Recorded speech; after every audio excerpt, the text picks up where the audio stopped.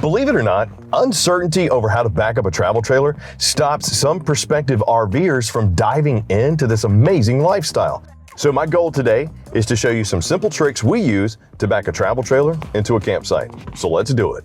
A pretty good tip is study the campground map before arriving. Most campgrounds have one-way roads that purposely make it easy as possible to park your RV. It never hurts to ask the camp host about obstacles near your site, especially if you're driving or towing a much larger rig.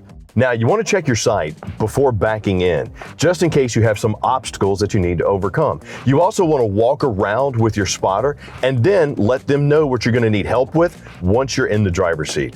If you do have a backup camera, make sure the lens is clean, it's not obstructed, it actually works. And if you have lines, those are going to come in extremely helpful. Now, when it comes to the setup, you want to set up so the inside of your turn is on the driver's side. This makes it easier to judge your remaining distance by looking back out the driver's side mirror or window. Position your trailer towards the driver's side of the campsite. Hugging the inside of the turn on the driver's side reduces the potential for obstacles on your RV's blind side coming into play, i.e., you hitting it. It's also going to provide more outdoor living space on the passenger side where your door and awning are likely located. The next tip, and this is extremely important, go slow. There's no need to rush. Even if you're holding up campground traffic for a few minutes, maybe 5-10 minutes, you know what? Who cares? It's your RV, your investment, your vacation.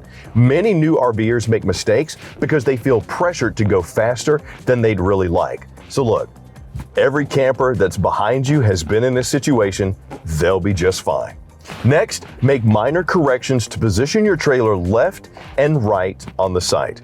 The back of your trailer goes in the opposite direction as the back of your tow vehicle. Just remember that. So turning your wheel to the left will send the back of your trailer to your right and vice versa. You want to avoid overcorrecting as you're getting comfortable with this tow vehicle to trailer relationship. Don't just whip the wheel. Make sure you turn it nice and slow. If you don't like your position, pull out and start over. You got to remember, this is your RV, your vacation. Don't overstress it.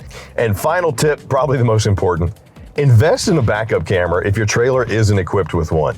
It is a lifesaver when backing into campsites, parking spaces, even your driveway. Take it from somebody who's torn the vent off the top of their RV because of a basketball goal.